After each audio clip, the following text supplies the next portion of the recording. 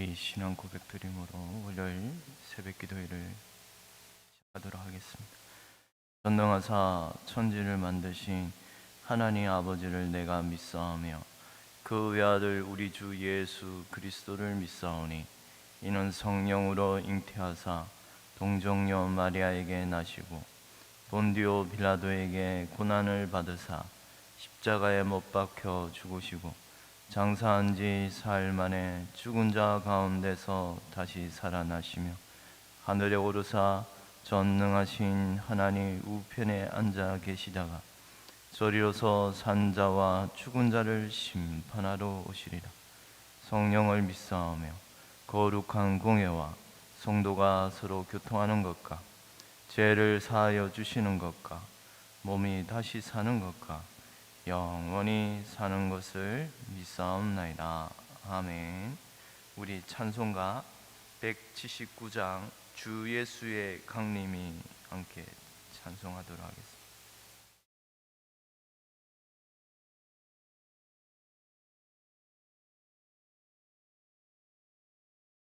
찬송가 179장 주 예수의 강림이.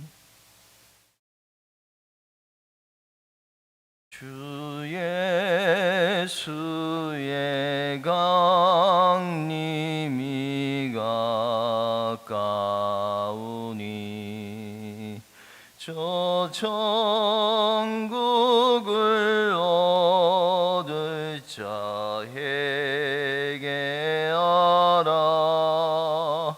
주 성령도 너희를 부르시고 무천사도 나와서 영접하네. 주 예수님 너희를 찾으시니 왜 의심을 하면서 오지 않나.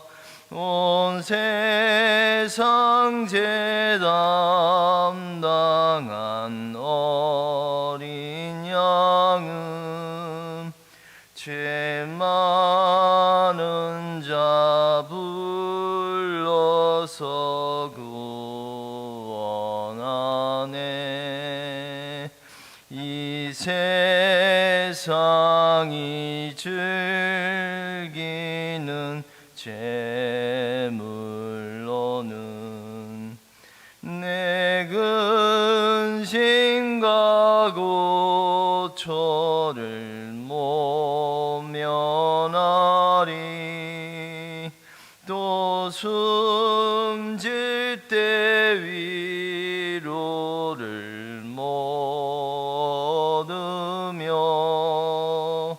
저 천국에 갈 길도 못 찾으리.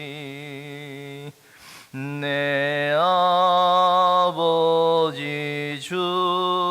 주시는 생명 양식 다 배불리 먹고서 영생하라. 곧 의심을 버리고 주께 오면 그 한없는 자비를 힘입으리.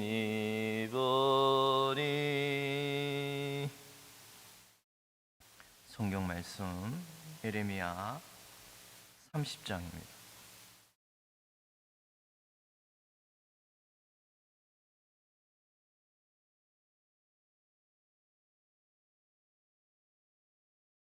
예레미야 30장 1절에서 11절까지 우리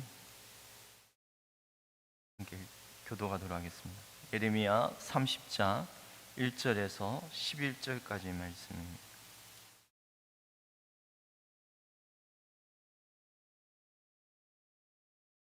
여호와께로부터 말씀이 예레미야에게 임하여 이르시니라.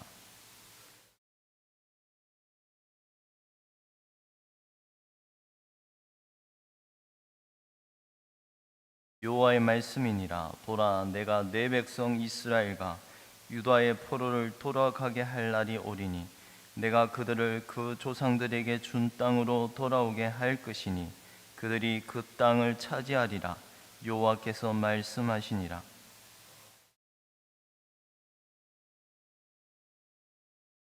여호와께서 이와 같이 말씀하시되 우리가 무서워 떠는 자의 소리를 들으니 두려움이요 평안함이 아니로다.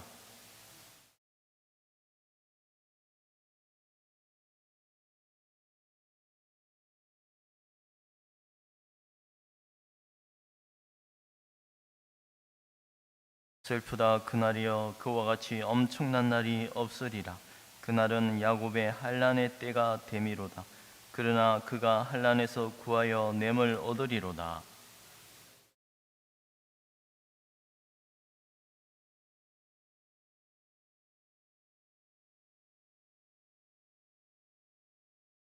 그들은 그들의 하나님 여호와를 섬기며 내가 그들을 위하여 세울 그들의 왕 다윗을 섬기리라.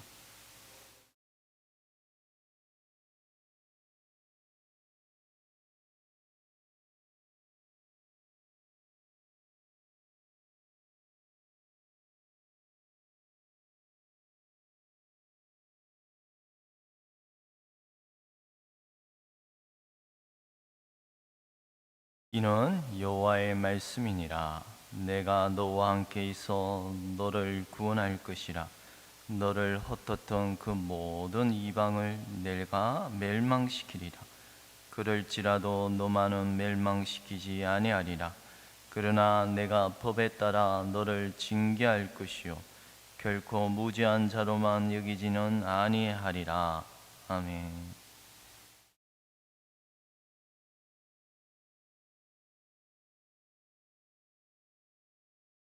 어제 우리는 거짓 선지자 아합과 시드기야 스마야에 대하여 잠시 살펴보았습니다. 말 그대로 거짓 선지자, 거짓이 그들과 함께 하였습니다. 그런데 참과 거짓을 구별하는 기준은 말씀이요 결국 그 진리이신 예수님께로 삼위 하나님이신 성부 성자 성령의 하나님의께로 해야만 그것이 진리요. 이런 사실을 오늘 1절에 이렇게 말씀합니다. 여호와께로부터 말씀이 예레미야에게 임하여 이르시니라. 여기서 여호와께로부터라고 말씀하잖아요. 이제 예레미야가 말씀을 선포하는데 여호와께로부터 나오신 말씀이다라고 말하는데 이 여호와께로부터라는 말을 직역하면 여호와 함께, 전치사가 두 개 중첩이 되어 있습니다. 함께와 뭐뭐로부터, 여호와로부터, 그리고 여호와와 함께. 이 왜 여호와 함께라는 말을 이게 붙이느냐면 앞서 거짓 선지자 스마야는 뭐요? 거짓을 믿게 하였습니다. 그 스마야에게는 여호와와 함께 하시지 않았습니다. 그런데 누구요? 예레미야에게는 여호와와 함께 하셨다는 말입니다. 우리는 여호와와 함께 곧 진리의 말씀을 따라 걸어가야만 그것이 우리로 생명의 길로 이끄는 것이지, 여러분이 말씀을 따라 걸어가지 아니하고 나의 원하는 바대로 걸어가는 것은 생명의 길이 아니라 멸망의 길입니다. 우리는 부패하였습니다. 우리가 예수를 믿는 하나님의 백성에게서는 구원을 받지만 그래도 아직도 우리 안에는 부패함에 잠재함이 있는데, 이런 마음에서 그 마음을 따라 걸어간다는 것은 멸망의 길 아닙니까? 만물 중에 심히 부패한 것이 마음이라 하였어요. 사람의 마음을 따라 걸어간다는 것은 그러나 우리는 진리의 말씀을 따라 걸어가야 합니다. 우리는 어제 이 시드기야와 스마야에 대한 하나님의 심판의 말씀을 들었습니다. 그들은 그 복된 일, 포로 생활 70년 이후에 이스라엘 백성 자손들을 약속의 땅으로 돌이키리라는 그 약속은 그들 거짓 선자와 선자는 그 약속을 받지 못할 것이라고 말씀하였습니다.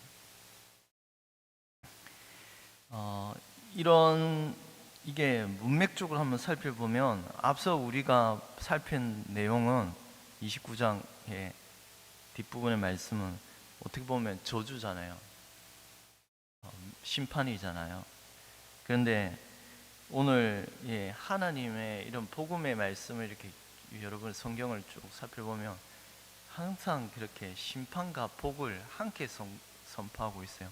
심판과 복음을 함께 같이 선포하고 있다는 사실을 기억해야 합니다. 오늘 우리가 읽은 말씀은 복음입니다. 복음. 약속의 말씀입니다. 약속이라는 것은 우리가 붙들어야 할 2절입니다. 이스라엘의 하나님 여호와께서 이와 같이 말씀하여 이르시기를 내가 네게 일러준 모든 말씀을 책에 기록하라 라고 말씀합니다. 어제도 우리가 살폈습니다만 잠시 언급하였습니다만 하나님께서 왜 기록으로 남겨놓으라 하셨는가? 왜 기록하라 말씀하셨는가? 물론 그들의 당대에게 이 여호와의 말씀임을 명백히 알리기 위하여 예레미야가 기록으로 남긴 것이 있습니다만 그러나 이 속에는 뭐요? 후대를 위한 하나님의 뜻이 담겨 있다는 말입니다. 결국 하나님의 말씀이 기록된 말씀으로 후대에게 전수되기를 바라시는 하나님의 기쁘신 뜻이 여기 있습니다. 예레미야 활약하던 당시에 거짓이 난무하는 예레미야 당시에 그 당시는 결국에는 예루살렘이 성전이 멸망하던 때였습니다. 여러분이 이런 멸망하던 때를 한번 상기하면은 이 멸망과 종말을 예수님 함께 언급하고 있어요. 여러분이 이 예레미야 당시에 활약하던 모든 이 내용들이 복음서에 예수님은 마지막 종말의 모습으로 예언하고 있습니다. 성전의 멸망의 때 그것을 마지막 종말에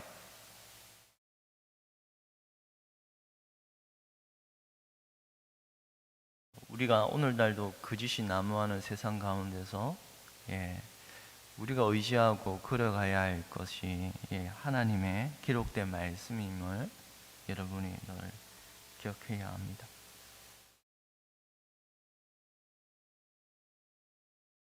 3절입니다. 여호와의 말씀이니라 보라 내가 내 백성 이스라엘과 유다의 포로를 돌아가게 할 날이 오리니 내가 그들을 그 조상들에게 준 땅으로 돌아오게 할 것이니 그들이 그 땅을 차지하리라 여호와께서 말씀하시니라. 약속의 땅으로 돌아오게 하시려 하는 약속의 말씀. 장차 70년 후 포로 생활이 끝난 후에 우리는 역사적으로나 에스라, 느헤미야 지도자들을 세우셔서 그 약속의 땅으로 돌아오게 한 날을 우리가 기억합니다. 이 말씀은 그대로 성취되었음을 우리가 기억합니다. 그 땅을 차지하게 되리라. 미래에 대한 소망을 이 포로된 바벨론 이스라엘 백성들에게 미래에 대한 소망을 붙들게 하였습니다. 결국 약속의 소망입니다. 소망의 약속. 구약 이스라엘 백성도 약속을 붙들게 하셨습니다. 4절입니다. 여호와께서 유다에 대하여 말씀이 이러하니라. 여호와께서 이와 같이 말씀하시되 우리가 무서워 떠는 자의 소리를 들으니 두려움이요 평안함이 아니로다. 너희는 자식을 해산하는 남자가 있는가 물어보라. 어찌하여 모든 남자가 해산하는 여자같이 손을 자기 허리에 대고 모든 얼굴이 겁에 질려 새파라졌는가. 이스라엘은 포로로 돌아오기까지 많은 어려움과 고난, 역사적으로 이건 지금 이 마지막 예루살렘의 심판의 모습을, 성전이 파괴되는 가운데 이스라엘에게 임할 하나님의 재난의 징조를 말씀해 주는데요. 여러분이 잘 알다시피 이 말씀이 마태복음에 너무나도 예수님이 말씀하고 있습니다. 예수께서 감람산 위에 앉으셨을 때 제 아들이 조용히 와서 이르되 우리에게 이르러서 어느 때 이런 일이 있겠사오며 또 주의 임하신가 세상 끝에는 무슨 징조가 있사오리까.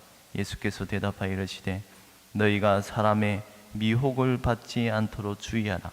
많은 사람이 내 이름으로 와서 이르되 나는 그리스도라 하여 많은 사람을 미혹하리라. 난리 소문을 듣겠으나 너희는 삼가 두려워하지 말라. 이런 일이 있어야 하되 아직 끝은 아니니라. 민족이 민족을, 나라가 나라를 대적하여 일어나겠고 곳곳에 기근과 지진이 있으리니 이 모든 것은 재난의 시작이니라. 그러나 끝까지 견딘 자는 구원을 얻으리라 라고 말씀합니다. 이스라엘, 구약 이스라엘 백성들은 이런 재난의 하나님의 심판의 말씀 가운데서 끝까지 견뎌야 할 것을 알리신 것입니다. 구약 이스라엘 백성이나 신약의 이스라엘이나 다름이 없습니다. 우선 구약의 이스라엘 백성에게 하나님께서는 이처럼 극심한 환난의 때의 모습을 알려주고 있는데요. 이스라엘은 역사적으로 이런 많은 어려움과 고난, 아수르의 노예, 바벨론의 포로 생활, 많은 이방 왕들, 아수르 왕 살마네셀, 디글랏 빌레셀, 바사 왕 고레스, 다리오, 아닥사스다, 헬라 제국, 로마 제국 등 여러 나라들의 압제하에 이런 고통스러운 삶을 살았습니다. 두려움이요 평안함이 아니라는 이 말씀 안에 이 모든 말씀이 다 담겨 있는 것 같습니다. 우리는 이처럼 갑자기 다시 약속의 말씀하시다가 이런 두려움과 공포에 대한 말씀하시는 이유가 무엇인가에 대하여 질문을 던지게 됩니다. 미리 앞서 약속의 소망을 붙들게 하시고 미리 알려주심으로 낙심하지 말 것을 알리고 계신 것입니다. 항상 약속의 말씀을 주시고서 그 다음에 이런 두려움과 환난의 때에 이 말씀을 주시는 이유는 무엇입니까? 끝까지 견디고 인내하며 나아가야 할 것을 알리신 것입니다.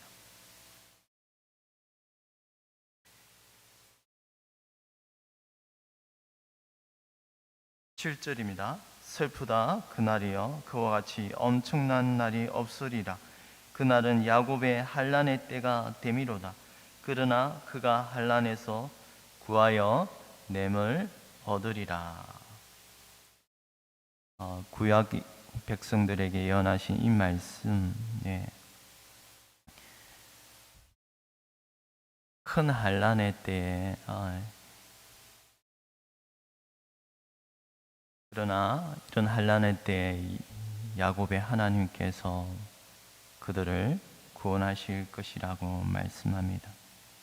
많은 거짓 선자가 일어나서 많은 사람을 미혹하며 불법이 성함으로 하나님 백성들의 사랑이 식어지는 그런 그때 하나님 백성은 이 약속의 말씀, 야곱의 하나님이 구원하실 것이라는 그 약속의 말씀을 붙들어야 했습니다.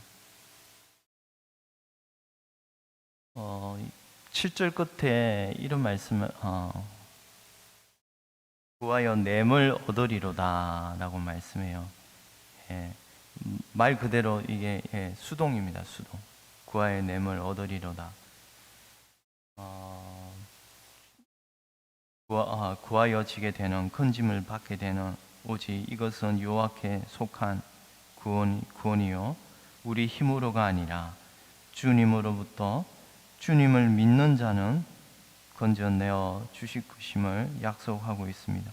이처럼 예레미야는 환난을 예언하면서 동시에 계속적으로 구원을 함께 언급하고 있습니다. 8절입니다.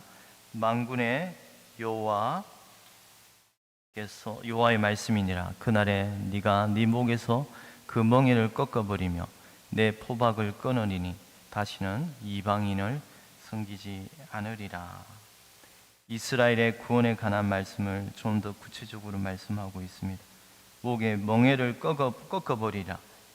이스라엘 포로로 잡혀진 그 멍에를 끊어버리라. 이것이 1차적 바벨론 포로 생활이 끝날 것임을 알리는 말씀이다만, 그러나 이 약속은 장차 그리스도에 관한 예언의 말씀임을 우리가 기억해야 합니다.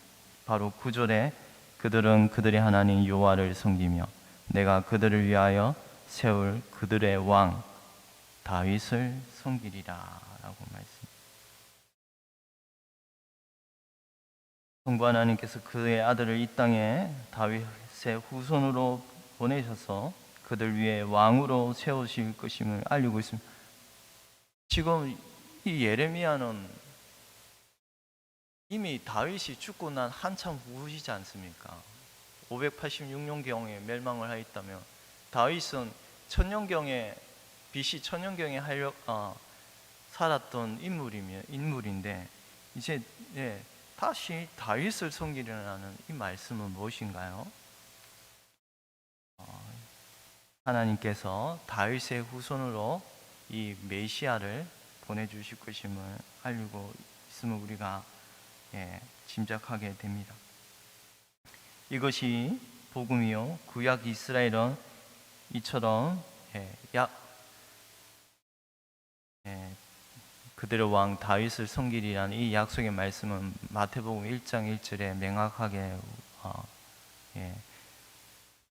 예수 그리스도의 계보라 아브라함과 다윗의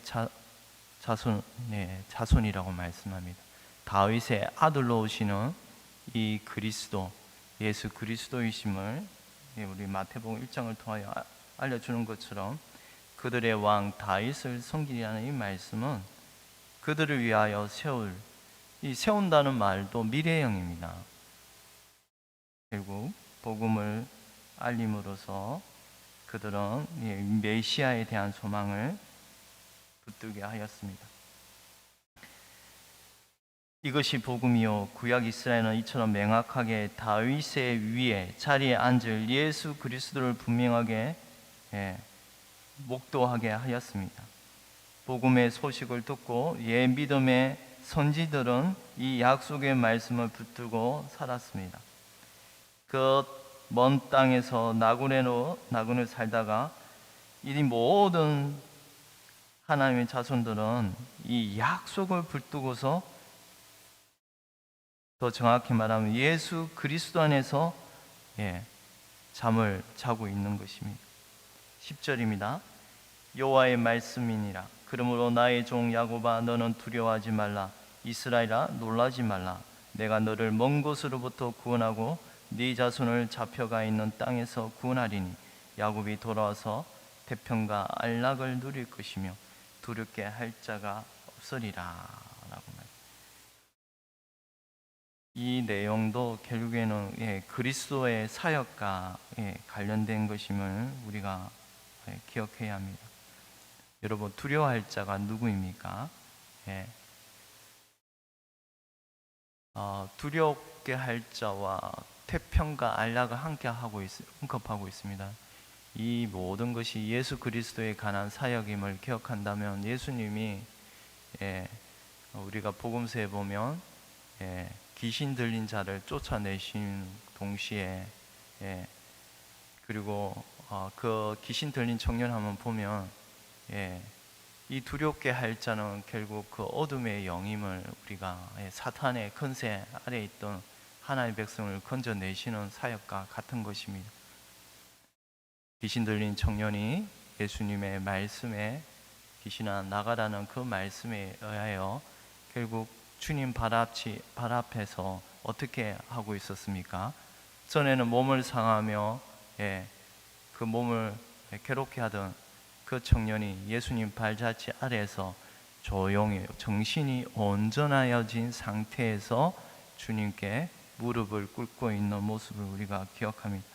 이것이 태평과 안락, 고요함 가운데 하나님의 백성을 구원하시는 예수님의 사역을 알려주고 있습니다. 태평과 안락을 누릴 것이며 고요함과 평안함의 상징입니다. 11절입니다. 이는 여호와의 말씀이니라. 내가 너와 함께 있어 너를 구원할 것이라. 너를 흩었던 그 모든 이방을 내가 멸망시키리라. 그럴지라도 너만은 멸망시키지 아니하리라. 그러나 내가 법에 따라 너를 징계할 것이요 결코 무죄한 자로만 여기지 아니하리라 라고 말씀합니다.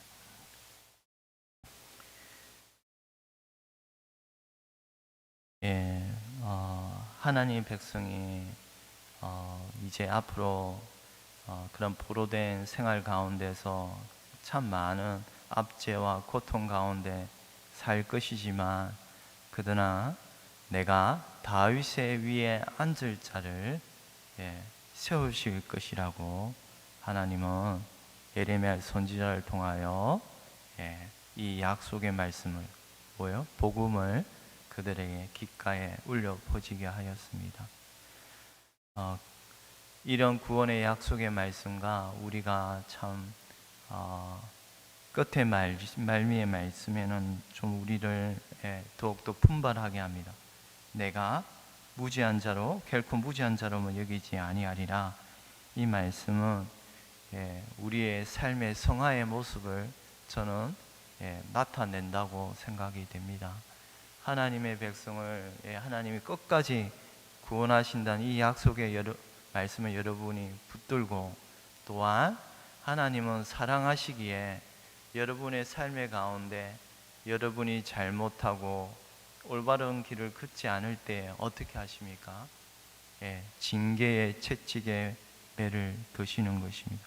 여기서 법에 따라 너를 징계할 것이요 라는 말씀은 공의에 따라 하나님께서 내가 너를 훈계하리라 라고 말씀합니다. 공의의 하나님께서 우리의 모든 죄의 짐을 지신 그 아들 예수 그리스도 안에서 우리는 구원을 받습니다만 우리는 이 땅 가운데 우리의 부패함이 있기에 하나님의 사랑하는 자녀를 이처럼 사랑의 막대기로 질책하시고 이끄신다는 이 사실을 늘 기억하면서 구약의 이스라엘 백성도 약속을 붙들고 이렇게 살아갔습니다. 그러나 그 약속을 붙드는 삶은 어려웠습니다. 큰 고통과 어려움 가운데서 끝까지 견디는 자는 구원을 얻으리라. 이 약속의 말씀을 우리가 붙들고서 예수님을 오늘도 우리가 붙들고서 살아가기를 간절히 소망합니다. 기도드리겠습니다.